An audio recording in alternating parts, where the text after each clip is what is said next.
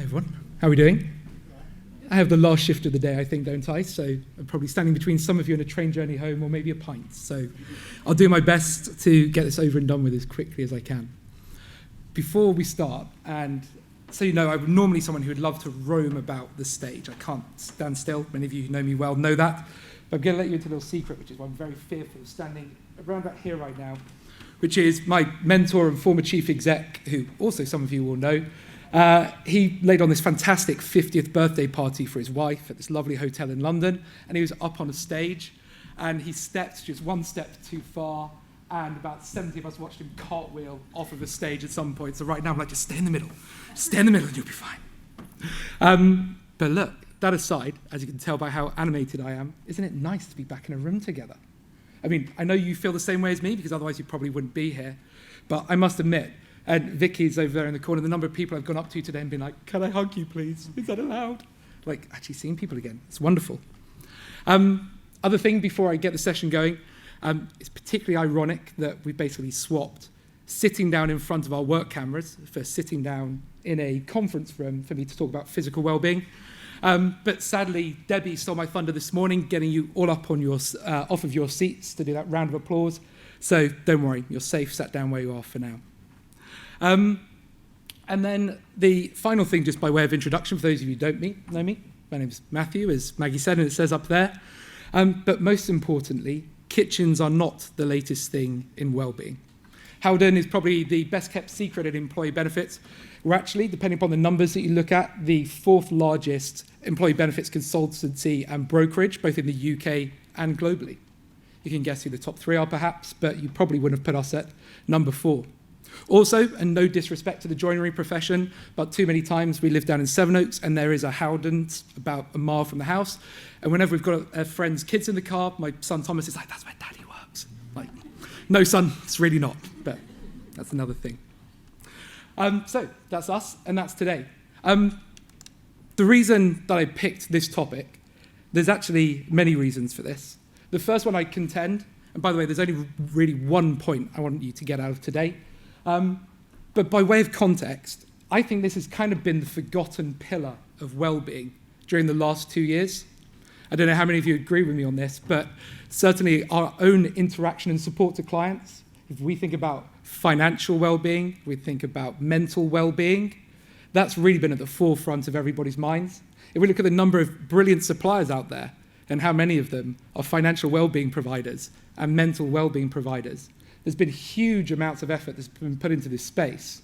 And it really seems to me like physical well-being has left a little bit behind, right? People are at home. If they're going to engage in activities, and Justin really set me up earlier, right? The one thing to do is to get our people moving. And certainly that's the one key thing I want you to take away from today as well. And I certainly think in the last kind of 20 months of COVID, it's probably the one thing that we've all missed in our well-being agendas.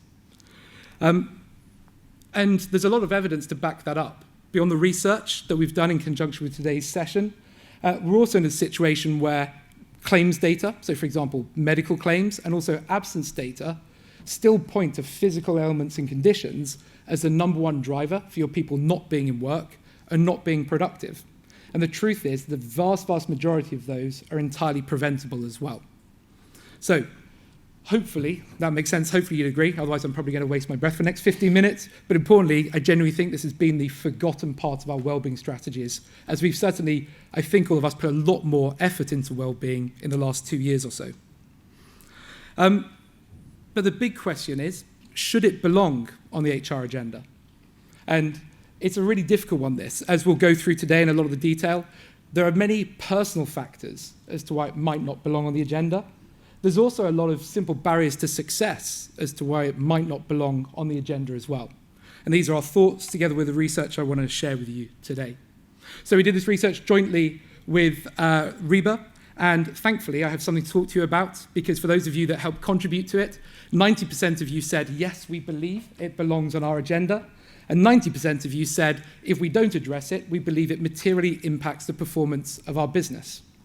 So fundamentally, like I say, it's good. We have something to talk about as we're all on the same page. It is something we have a responsibility to address. So today, I'm going to dig deeper just into, if you like, the thought process as how we get to the right solution and then ultimately that one takeaway as to what we think the solution is. So, this all starts with pillars of health. Phrase people are familiar with?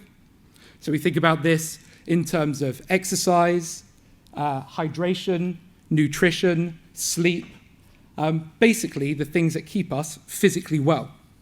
But the particularly important thing about those pillars of health is they are known to have the most preventable direct contribution towards somebody's long-term physical well-being and their long-term physical risks of cancer, heart, respiratory, and other major preventable diseases. So we know the battleground in which we need to solve this problem. And importantly, perhaps as Justin said in the last presentation, maybe the most important one of those is simply getting people active. But beyond the fact that we know where that battleground lies, the really big question is whether or not HR teams can deliver on that agenda. Again, the research is sadly suggesting that even those of us with a mature or well-developed well-being strategy today are having very little success here. So fundamentally, something has to change if we're going to address this need. And as I say, the research, your responses to the survey suggested that at least 9 out of 10 of us believe it is something that's on our agenda to have to resolve. But sadly, as they say, even with the best will in the world, some problems we might not be able to solve. So, why do we tend to fail when it comes to physical well-being and gaining traction with our employees? There's several areas we can lay the blame at here. Some people talk about the sharing of data and the fact that our employees may not want to engage and participate or use technology, as it may give away too much information about our habits and behaviors and our physical well-being. But the truth is, from our personal lives and professional lives, all the research suggests that nowadays, and particularly for younger generations coming to the workforce, we're entirely happy sharing our data where there's a value trade-off for us. What was it Rory described to us this morning, right? An exchange of value. If we get something back, we're happy to give something up. So the vast majority of research says this isn't our barrier to success. But what tends to be is the fact that our relationship with our own physical well-being is a deeply personal thing that's actually normally formed well before we're in the workplace. You know, what happens to us at home, what happens to us in school, they are the formative years in which we form our major relationship with our own physical well-being.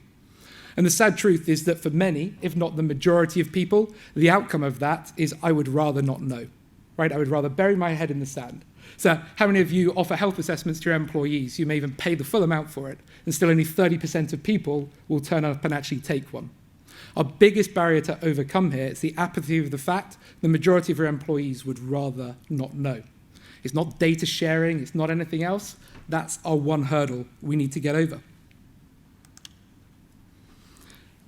So if we go right ahead to the other really important part of this thought process as to is this something that's worthwhile investing in, all of the research from people far cleverer than me, the universities, the academic papers, the guys at PricewaterhouseCoopers who each year publish their annual research into the cost of absence in the UK, every one of them demonstrates that there is a productivity dividend, all other things being equal, for a physically well or fit employee. Now, when I say all things being equal, we know there's a huge amount that goes into whether or not I can perform at my best, right? My mental well-being, my home life, my boss, clarity and autonomy on my role, the environment and tools that I get given. But all things being equal, if we have a fit employee, we get to a productivity dividend. So the goal is there for us as well, an organizational level. And that's really important for me because the one thing I want you to take away, from today is a change in emphasis of what we need to do on this, and indeed significant investment.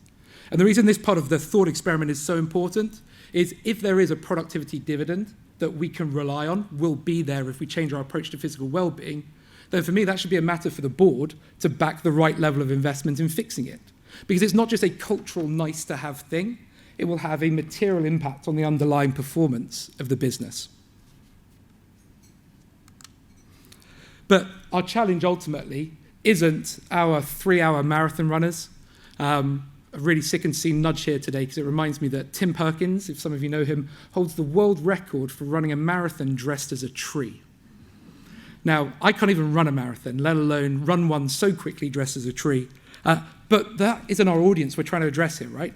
You might have 20, 30% of your workforce that, just as Justin was saying in the previous presentation, if you were here, they already get up first thing in the morning and do their gym session. Or if they're no longer commuting, they'll take that time to walk the Labrador, as he was saying, or whatever it may be.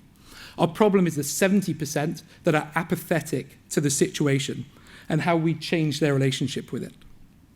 So, ultimately, the question, therefore, is how do we light that spark? How do we change behaviors? There's something really interesting in the research, and you'll see this when you read the papers that you're either sitting on or maybe it's on your lap or in your hands, which is almost everybody said the 3 things they're going to do differently or invest in next year is communication, communication, and more communication.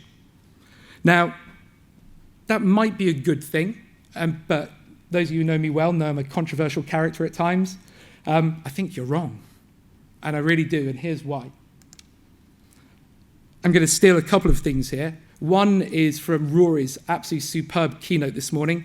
Firstly, I don't feel like I'm the type of person who can get away swearing the way that he swore this morning. There's just a look and a feel about him that he got away with swearing. Much kudos to him. But otherwise, he said the most fascinating thing that I'd never thought of, which is these changes that we see, these vectors as he talked about, actually, we probably need to address both extremes in order to create success. Communications, I actually do believe, as you said in the feedback you gave us, is one of those extremes. Right? There is no doubt that education, awareness, and some inspiration will go a long, long way to first getting employees to engage with the process.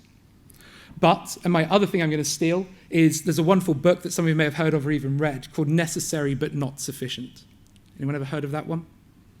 Well, it's a wonderful book that basically says there are a hell of a lot of things that we have to do them, but none of them materially move the needle.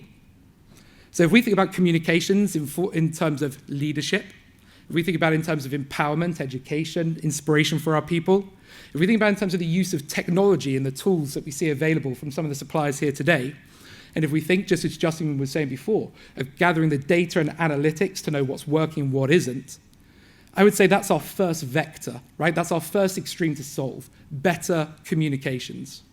It's necessary, but it is nowhere close to sufficient to actually solve the apathetic problem that 70% of your workforce has when it comes to their own physical well-being. And that's where, at the other end of the spectrum, the least responded to thing in the survey, and indeed the thing that we've typically seen employers do the least, is create the business case for investment. And this is really, really fundamentally important, and I'll be very clear on what I mean by it. We need to put money in the hands of our people to help them materially engage with their own well-being. And there's one fundamental reason for that, which is very, very different to how we communicate and use communications to get over the first hurdle of some inspiration or some connection with addressing their well-being needs, which is all of our behavioral change psychologically is predicated on rewards and incentives. Long-term behavioral change only ever typically manifests if we can clearly see an achievable positive outcome for us, which is normally predicated on getting something. And the best form of getting something we can do beyond somebody feeling healthier, fitter, and otherwise is to put money directly into that equation for our people. Some of the biggest successes we've had with our clients, and as I say, communications necessary but not sufficient to solve the problem. For those of you who today, the one thing I promise you to walk away with, if you're already thinking about physical well-being, you agree with me that it's been underserviced in the last 2 years, or otherwise you're just thinking for the first time, maybe it's worth looking at. I don't think, and we don't think at Howden, you can solve this without money. Because without money, you can't manifest an incentive or a reward for the employee doing the right thing on a long-term basis. In terms of what that might actually manifest as, you've got quite a few different options available to you. But typically what we see is the most successful one amongst our clients that do physical well-being very well is giving employees a pot of money that they can tap into whenever they want to solve their personal situation. To go back to Rory's keynote speech from this morning, when he was saying that some of the trade-offs employees will make, the value of when and where, not just how much, it's exactly the same when it comes to well-being. Right? It's no longer about a corporate gym membership. It's about turning around and saying, look, if it's your tennis subs, fantastic. if it's yoga lessons, if it's your marathon entry, it doesn't matter. Because ultimately, we don't want to dictate to the employee what their well-being journey looks like. We just need to incentivize them with cash to go on that journey. So, to kind of wrap everything up, if this is on your agenda, or if it's now going to be on your agenda to solve this issue of physical well-being, yes, have a great communications program, but don't materially think you're going to move the dial on that 70% of people going from apathetic to actually achieving physical well-being goals unless you're giving them the money and the incentive to do so. All of the research says it just doesn't happen. So, let's say, one thing to take away. You're looking at it, you cannot do this without investment. The research goes into a lot more detail than I just have today, so please enjoy the read. And then otherwise, for those of you that aren't rushing off to trains, beers, or otherwise, we're on stand 26, if you'd like to come for a chat. Thank you.